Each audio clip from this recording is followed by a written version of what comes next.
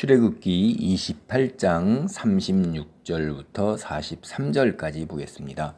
여호와께 성결, 이렇게 여호와께 성결해야 된다는 그 이야기를 하고 있습니다.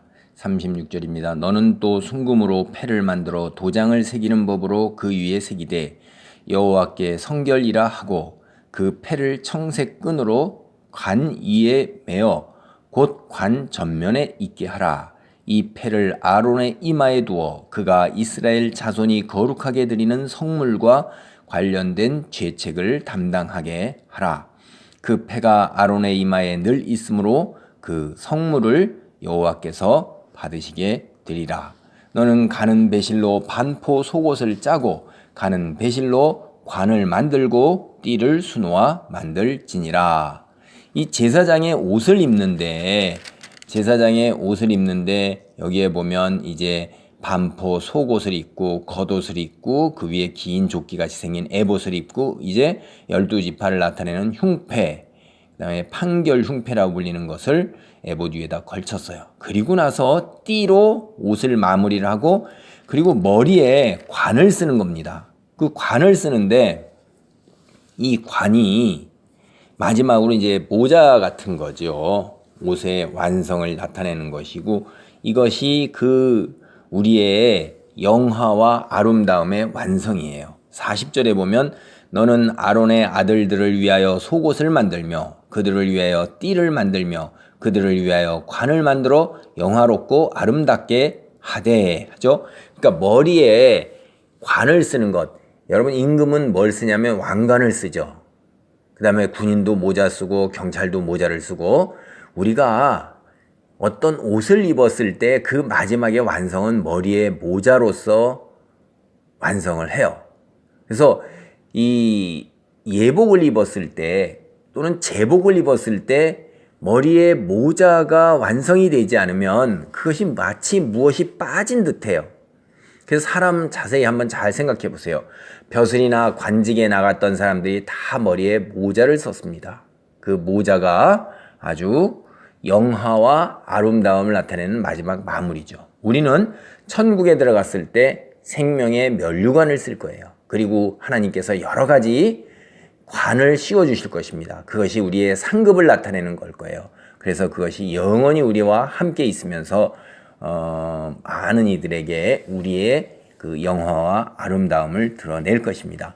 그래서 이 관이라는 것은 굉장히 우리가 옷을 입는데 그 마지막을 표시해서 마무리를 짓는 것으로 지위와 직분과 신분과 영광과 영의를 나타내고 권위를 나타내는 거예요. 그게.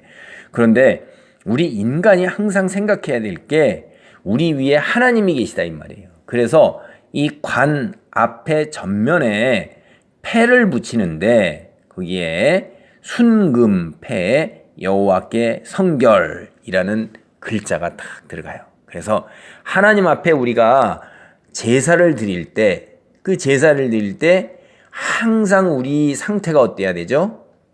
죄로부터 의로움을 받아야 돼요. 정결하게 돼요. 거룩하게 돼야 되는 거예요. 그것을 갖다가 우리가 깨우치고 우리가 하나님께 그렇게 나아간다는 것을 갖다가 표시하는 것으로서 이 여호와께 성결이라는 순금패가 우리 이마 앞에 모자의 정면으로 붙었던 것입니다.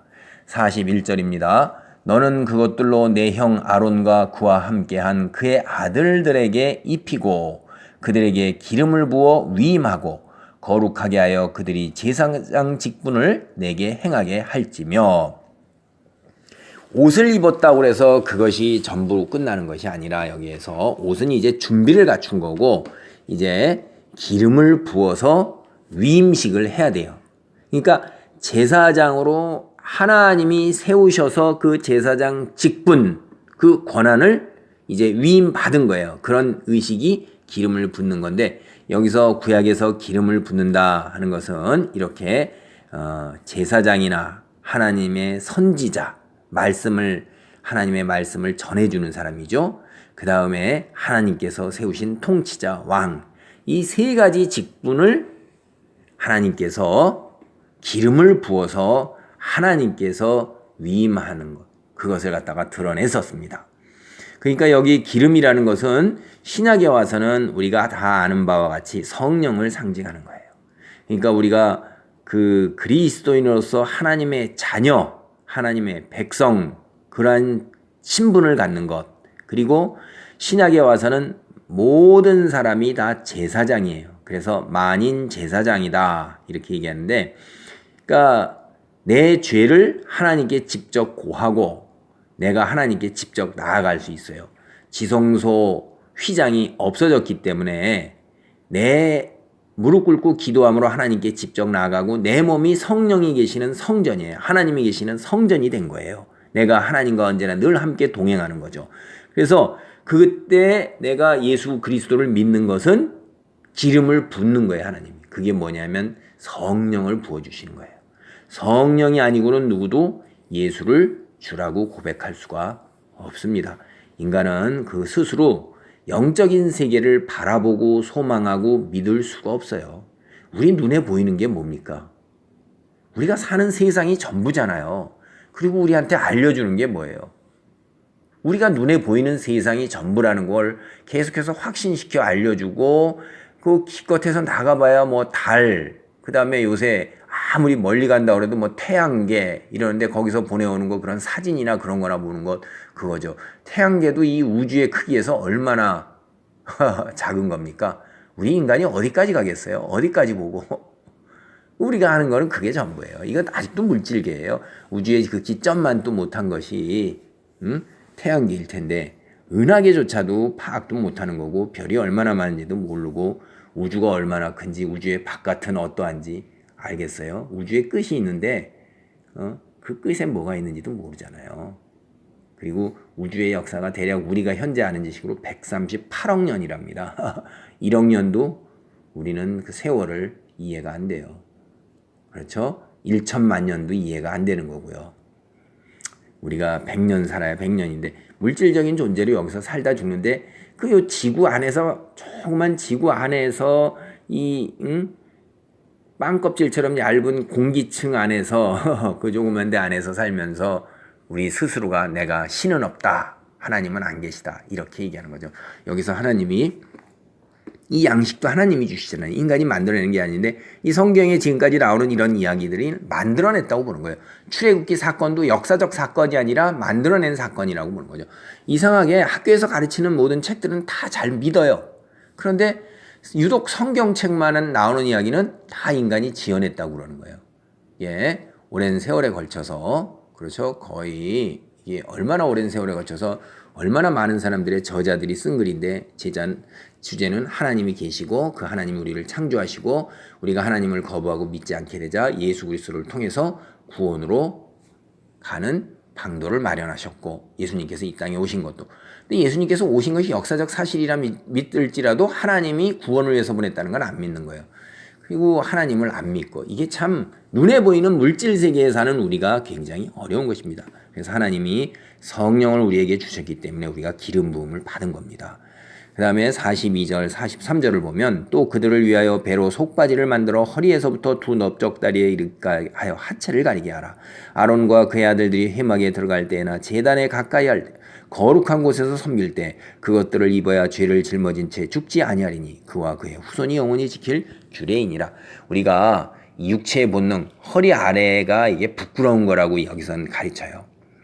우리 허리 아래에 육체의 욕망, 소욕, 정욕을 따라가는 게 음란이에요. 인간이 가장 넘어지기 쉬운 것, 그것이 음란입니다. 성적인 타락이에요. 이거 부끄러운 거라고 하는 거예요. 그래서 가릴 거는 가려야 하는 염치가 있고, 이게 예법이라는 거예요. 그걸 드러낸다, 그거에 대로 따라간다 하는 것은 하나님께서 대로 받아들이지 않습니다. 이것은 우리가 창세기 9장 20절부터 23절에도 보면 나와요. 노아가 농사를 시작하여 포도나무를 심었더니 포도주를 마시고 취하여 그 장막 안에서 벌거벗은지라. 가나안의 아버지 함이 그의 아버지의 하체를 보고 밖으로 나가서 그의 두 형제에게 알림해 셈과 야벳이 옷을 가져다가 자기들의 어깨에 메고 뒷걸음쳐 들어가서 그들의 아버지의 하체를 덮었으며 그들이 얼굴을 돌이키고 그들의 아버지의 하체를 보지 아니하였더라 하는 게 이 하체를 드러내는 것이 부끄러운 것인 것이 벌써 일찍부터 창세기 이 노아 시대 때부터 드러났던 거란 말이에요. 그래서 인간이 하체를 그대로 드러내는 것 그것은 결코 바른 것이 아니에요. 우리가 알몸으로 드러내는 것. 요새 사람들은 어떤 사람들은 신체의 뭐 상체나 이런 부분들을 드러내는 걸 자유라고 생각하고 내가 하고 싶은 대로 한다는 것은 인간의 본성된 것을 따라가는 거예요. 자기가 하고 싶은 대로 해봐야 인간이 이성을 지니고 이성으로 나의 모든 정욕을 제어할 수 있는 능력을 지니지 못했어요. 하고 싶은 대로 하는 것은 결국 육체의 정욕을 따라서 내 마음대로 하겠다는 거예요. 그것은 하나님께서 금하신 것들을 넘어서는 것들을 많이 하게 돼요. 그건 죄죠. 그래서 하나님께서 우리가 가릴 것은 가리고 다스릴 것은 다스리고 절제할 것은 절제할 것을 여기에서 가르치고 계시는 겁니다. 하나님 안에서 기름 부음을 받은 자로서 우리가 영적인 세계의 소망을 갖고 그 다음에 하나님께서 다시 오시는 날 우리에게 영원히 썩지 아니할 육체, 부활의 육체를 덧입혀 주신다고는 이 말씀을 믿는 믿음 안에 있는 자가 정말로 그러한 말씀 그대로 이루어지는 거고요. 믿지 않고 사는 사람은 믿지 않은 그대로 내가 믿지 않았으므로 믿지 않은 그 결과대로 그에게 그대로 주셔요. 그냥 하나님은. 그래서 믿음 안에 거하면서 성경에 나오는 놀라운 축복 그것을 그대로 다 받는 하나님의 사람으로 남아있기를 바랍니다. 아멘.